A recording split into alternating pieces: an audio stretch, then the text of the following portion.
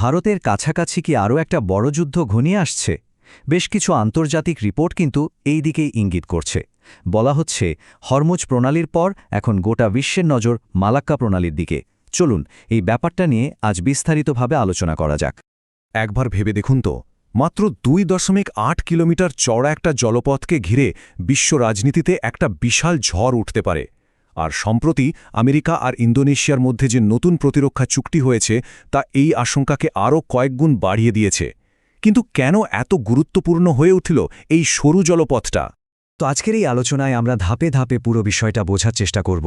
প্রথমে দেখব মালাক্কা কৌশলগত গুরুত্ব, তারপর মার্কিন চীন দ্বন্দ্বের ব্যাপারটা, ইন্দোনেশিয়ার ভূমিকা এবং সবশেষে ভারত ও আসিয়ান দেশগুলোর উপরের কী প্রভাব পড়তে পারে সেটাও খতিয়ে দেখব। তাহলে চলুন প্রথমেই মালাক্কা প্রণালীর কৌশলগত গুরুত্বটা একটু বুঝে নিই। কেন একে বিশ্ব বাণিজ্যের মূল আর্টারি বা ধমনী বলা হয়, আর কেনই বা এটা হঠাৎ করে ভূ রাজনীতির একেবারেই কেন্দ্রবিন্দুতে চলে এলো? ম্যাপটা দেখলেই ব্যাপারটা একদম পরিষ্কার হয়ে যাবে।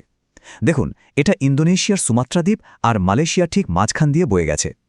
ভারত মহাসাগর থেকে দক্ষিণ চীন সাগর হয়ে সোজা প্রশান্ত মহাসাগরে যাওয়ার জন্য এটাই সবচেয়ে ছোট আর সস্তা রুট। এখন এই প্রণালীটার সবচেয়ে ইন্টারেস্টিং ব্যাপার হলো এর সংকীর্ণতা।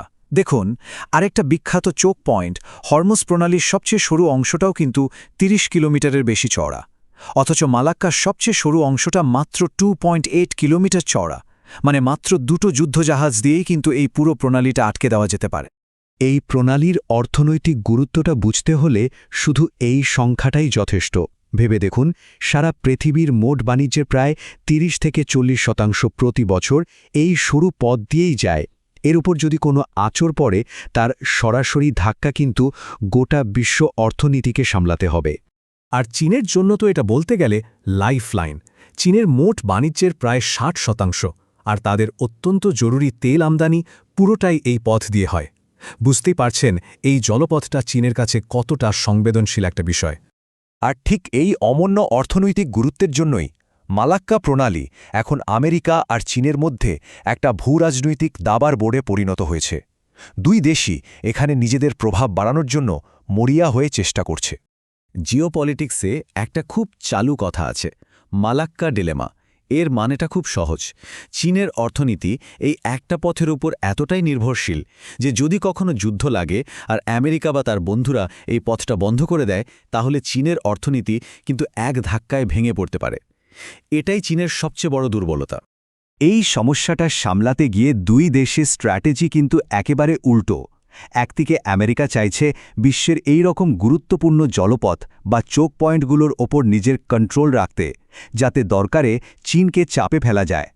আর অন্যদিকে চীন চাইছে এই নির্ভরশীলতা কমিয়ে মালাক্কাকে এড়িয়ে যাওয়ার জন্য নতুন নতুন রাস্তা তৈরি করতে। অবশ্যই চীন হাত গুটিয়ে বসে নেই।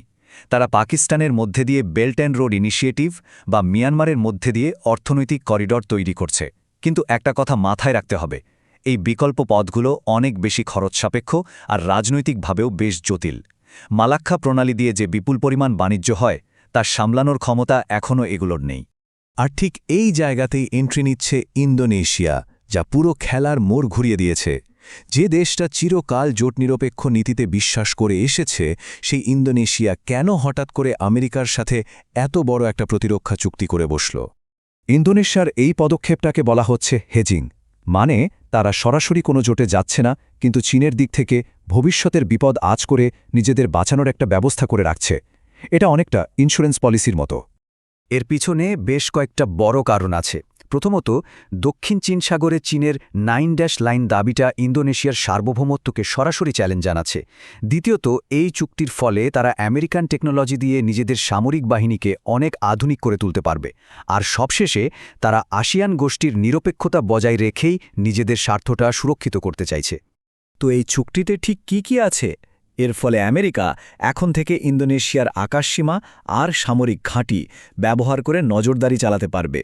দুই দেশ মিলে একসাথে সামরিক মহড়া করবে, নিজেদের মধ্যে গোয়েন্দা তথ্য শেয়ার করবে। সব মিলিয়ে এই অঞ্চলে নিরাপত্তা ব্যবস্থাটাই কিন্তু অনেকটাই বদলে যাবে। এই নতুন জোটের প্রভাবটা কিন্তু শুধু ইন্দোনেশিয়ার মধ্যে আটকে থাকবে না, এর ঘেউ এসে লাগবে ভারত এবং আসিয়ানের অন্যান্য দেশগুলোর উপরেও।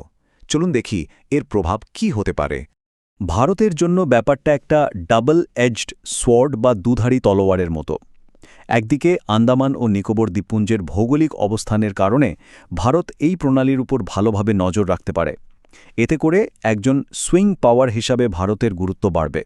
কিন্তু অন্যদিকে ভারতের মোট বাণিজ্যের ৫০ থেকে ৬০% এই পথ দিয়ে যায়। তাই এখানে কোনো সমস্যা হলে ভারতের অর্থনীতিতে একটা বড়সড় ধাক্কা লাগবে। অন্যান্য আসিয়ান দেশগুলো যেমন মালয়েশিয়া, সিঙ্গাপুর এরা একটা খুব ডেলিকেট ব্যালেন্স রাখার চেষ্টা করছে। তারা আমেরিকার দিকেও ঝুঁকতে চায় না, আবার চীনের দিকেও না, কারণ তারা ভালো করেই জানে দুই বড় শক্তির লড়াইয়ের মাঝে পড়লে তাদেরই সবচেয়ে বেশি ক্ষতি। সব মিলিয়ে দেখলে এই অঞ্চলে টেনশন কিন্তু বেড়েই চলেছে। এই যে একটা কৌশলগত অচলাবস্থা তৈরি হয়েছে, এখানে পরবর্তী পদক্ষেপগুলো কি হতে পারে তা নিয়েই এখন বিশ্বজুড়ে নানা জল্পনা চলছে। পরিস্থিতি যেদিকে যাচ্ছে তাতে একটা সম্ভাব্য ছবি কিন্তু চোখের সামনে ভেসে উঠছে। আমেরিকা আর ইন্দোনেশিয়ার মধ্যেকার এই চুক্তি আরও মজবুত হবে। এর জবাবে চীন ওই অঞ্চলে নিজেদের নৌবাহিনীর উপস্থিতি আরও বাড়াবে, চাপ সৃষ্টি করবে।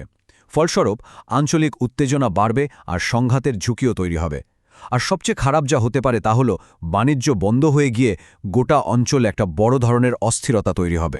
তাহলে আসল প্রশ্নটা হলো, যখন গোটা বিশ্বের বাণিজ্যের মূল পথগুলোই বড় বড় শক্তিদের জন্য নতুন যুদ্ধক্ষেত্র হয়ে উঠছে, তখন ইন্দো প্যাসিফিকের মতো এত গুরুত্বপূর্ণ একটা অঞ্চলে জোটনিরপেক্ষ থাকার ধারণাটা কি আর আদৌ টিকে থাকবে?